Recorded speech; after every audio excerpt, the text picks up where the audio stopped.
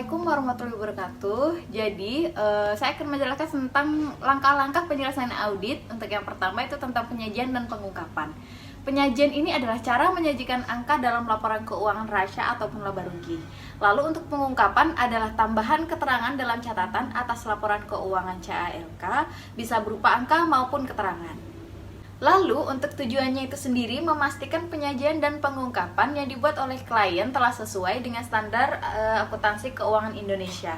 Untuk prosedurnya, pertama tentang pemahaman terhadap pengendalian internal perusahaan, yang kedua pengujian pengendalian internal perusahaan, dan yang ketiga tentang pengujian substantif. Baik, mungkin hanya itu materi yang saya sampaikan. Selanjutnya disampaikan oleh teman saya. Materi selanjutnya adalah review kewajiban kontijen dan komitmen. Kewajiban kontijen adalah potensi kewajiban di masa mendatang kepada pihak luar untuk jumlah yang tidak diketahui dari aktivitas yang telah terjadi.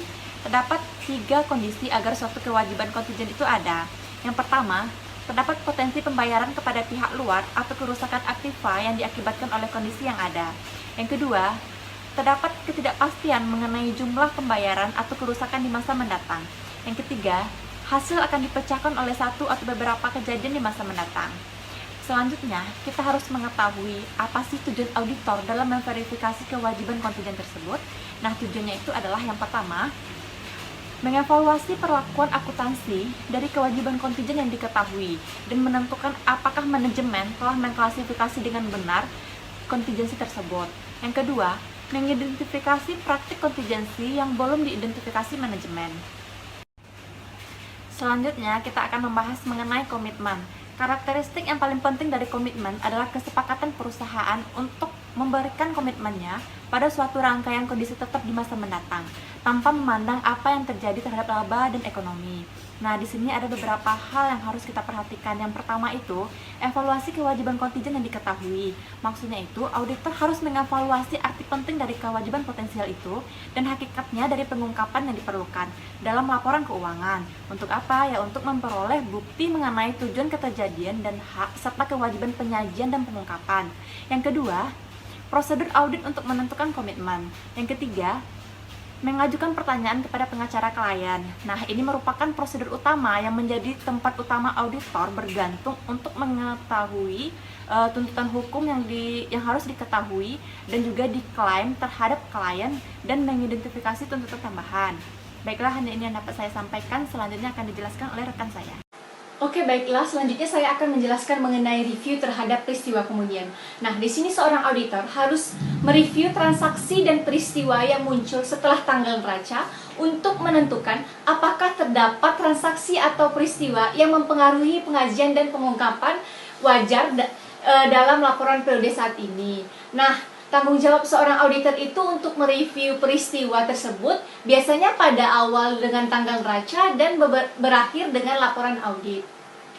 Terdapat 2 jenis peristiwa kemudian yang memerlukan pertimbangan manajemen dan evaluasi auditor. Yang pertama, peristiwa yang memiliki dampak terhadap laporan keuangan yang memerlukan penyesuaian. Yang kedua, peristiwa yang tidak memiliki dampak langsung terhadap laporan keuangan tetapi memerlukan pengungkapan. Oke, selanjutnya ada prosedur untuk penyelesaian audit. Di sini ada 5 prosedur. Yang pertama, tanya jawab dengan manajemen. Yang kedua, korespondensi dengan pengacara. Yang ketiga, telaah atas laporan yang dibuat setelah tanggal neraca. Yang keempat, pemeriksaan notulen pertemuan dengan direksi setelah tanggal neraca. Dan yang kelima, permintaan surat representasi. Baiklah, hanya itu yang bisa saya jelaskan. Selanjutnya akan dijelaskan oleh pemateri berikutnya. Terima kasih. Nah, langkah selanjutnya dalam penyelesaian audit yaitu seorang auditor harus mengumpulkan bukti akhir. Nah, apa saja bukti yang dikumpulkan oleh seorang audit? Yaitu bisa saja bukti dokumentasi, bukti perhitungan, bukti perbandingan, dan bukti fisik atau bukti-bukti lain yang bisa mendukung untuk mengambil kesimpulan seorang auditor. Nah, apa yang akan dilakukan dalam mengumpulkan bukti tersebut? Yaitu seorang auditor harus melakukan prosedur analisis akhir. Kedua, seorang auditor harus mengevaluasi asumsi kelangsungan perusahaan yang akan diaudit tersebut. Nah, yang ketiga, seorang auditor harus mendapatkan surat representasi manajemen. Nah, ini sangat penting selama melakukan audit. Karena di sini seorang auditor harus mendapatkan surat representasi manajemen secara lisan maupun tulisan. Karena bertujuan untuk mengingatkan manajemen untuk dalam potensi salah saji. Nah, keempat, seorang auditor harus mempertimbangkan informasi yang menyertai laporan keuangan dasar. Dan kelima, seorang auditor harus membaca informasi lain dalam laporan tahunan. Di sini seorang auditor harus membandingkan data atau informasi tersebut dengan laporan keuangan karena untuk memastikan bahwa data tersebut itu sama. Nah, di sini harus dikumpulkan dengan bukti suatu adanya kejadian yang mengindikasikan ketidakpastian tentang ketidakmungkinan terhadap kerugian perusahaan.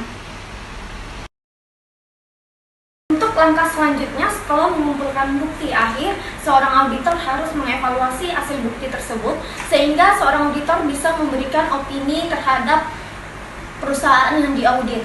Nah, di sini seorang auditor harus memenuhi syarat-syarat untuk mengevaluasi hasil akhir tersebut. Apakah yang harus dilakukan? Seorang auditor harus memastikan bahwa bukti-bukti yang sudah ada apakah sudah tepat dan memadai. Kedua, apakah bukti yang sudah dikumpulkan terdapat bukti yang mendukung untuk opini auditor. Ketiga, apakah sudah melakukan pengungkapan laporan keuangan? Keempat, apakah sudah menelaah dokumentasi audit? Assalamualaikum warahmatullahi wabarakatuh.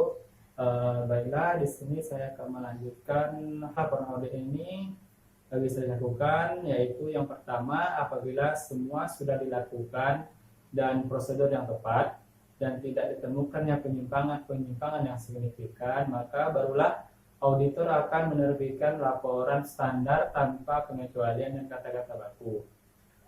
Yang kedua, penerbitan audit dilakukan apabila ada hal-hal yang dikecualikan. KAP akan melakukan pembahasan lebih lanjut dengan klien. Pembahasan selanjutnya yaitu komunikasi dengan komite audit dan manajemen.